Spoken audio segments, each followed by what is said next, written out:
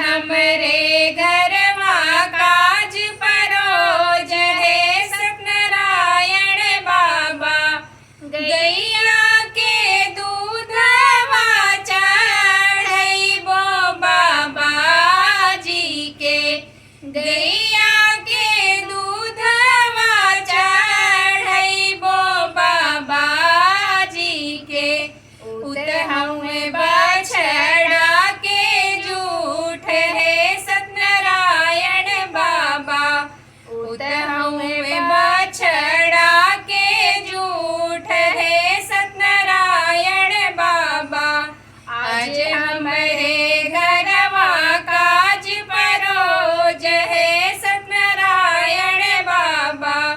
आज हमरे घरवा काज परोज है सत्यनारायण बाबा।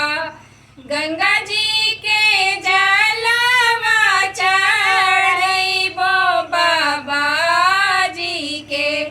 गंगा जी के जलवा चढ़ैबो बाबा जी के। उतहउए मछली के